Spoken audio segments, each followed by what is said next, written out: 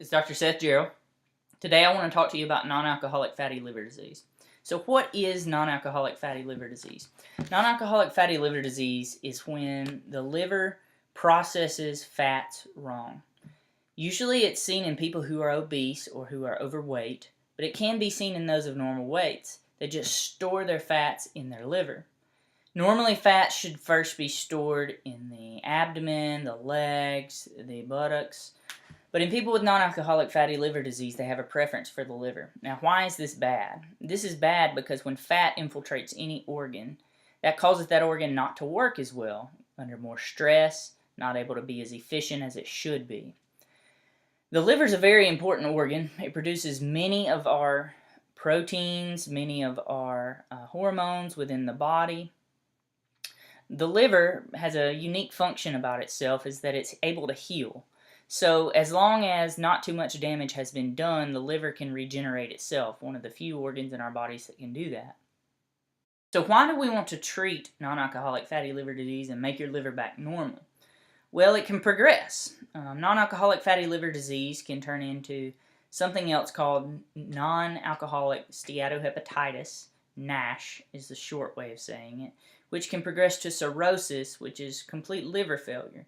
When you get liver failure and it's in the end stages, then the only way we can treat it is with a liver transplant, which is a very risky procedure and would require you to be on chemotherapy the rest of your life.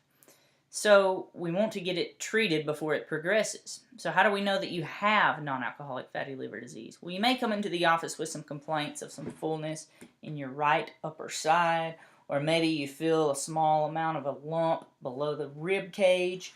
But the most common way that we see it is when we do a physical exam on you and we feel those things, or when we get your labs back.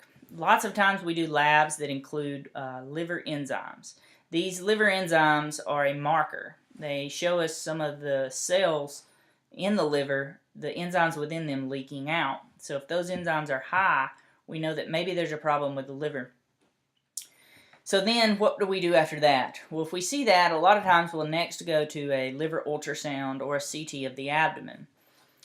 That would then show us that the liver is enlarged. If the liver is enlarged, we have a few options. We, number one, can try weight loss for a while, try to get it to resolve. Number two, we look at all your medications and make sure that none of your medications are causing this.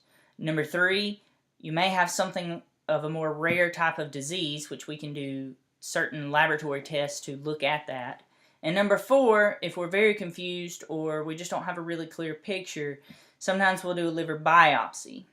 Most of the time, I start with the simple things first. Let's try a little bit of weight loss. So let's talk about the treatment of non-alcoholic fatty liver disease.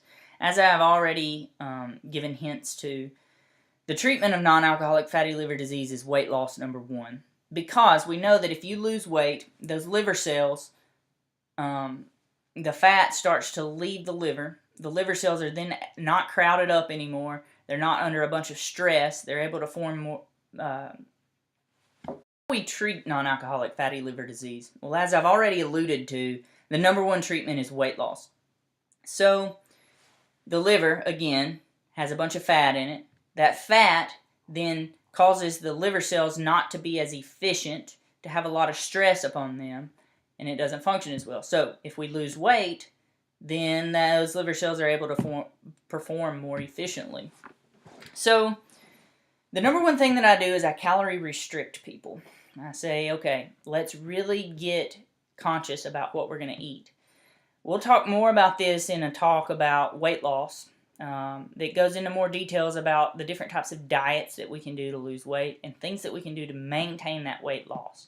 The second way that I like to approach the weight loss component besides diet is exercise. And exercise is extremely important. I hear many people tell me every day, well, I get plenty of exercise at my job. It's not enough.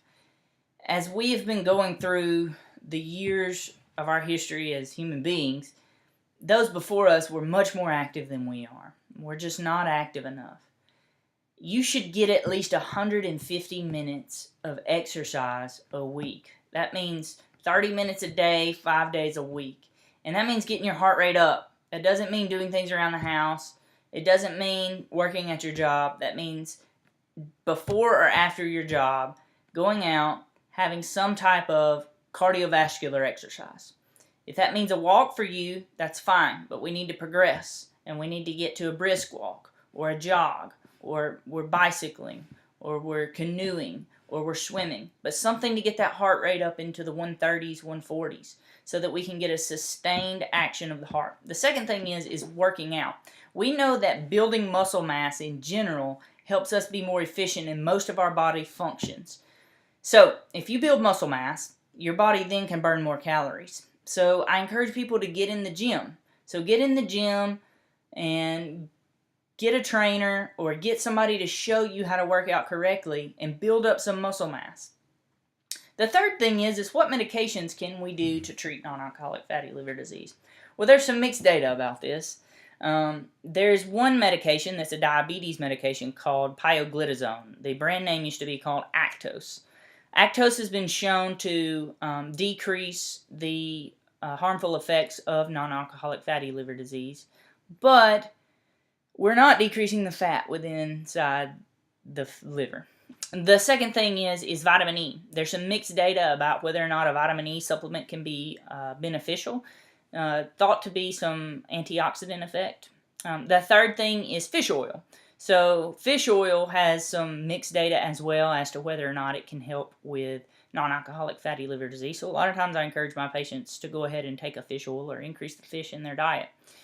The fourth thing is coffee. So there's a really neat study that showed that coffee was beneficial for those with non-alcoholic fatty liver disease.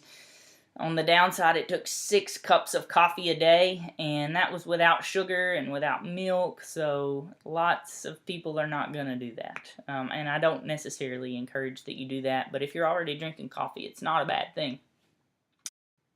Okay, so now that we've talked about the treatment options for non-alcoholic fatty liver disease, what do I do for you now? Well, what I usually do is we really get on a tight schedule of a diet, exercise, starting a little bit of fish oil, and then now we wait, okay? So in 3 months, we come back and we check those liver enzymes again.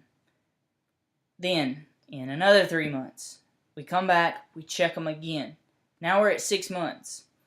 If you've really made a drastic improvement on physical exam, I'm likely going to be able to tell that. I then back you down to 6 months. So we come back at 6 months, as long as we've made headway. And we look at those enzymes, but now we repeat your liver ultrasound. Or we do a CT of the abdomen, depending on the situation. And we see if that liver has decreased in size. If it has, we've done our job, we maintain our weight, we never have to worry about that again. Do not lose hope. This is a lifelong battle, and we're going to work on it together.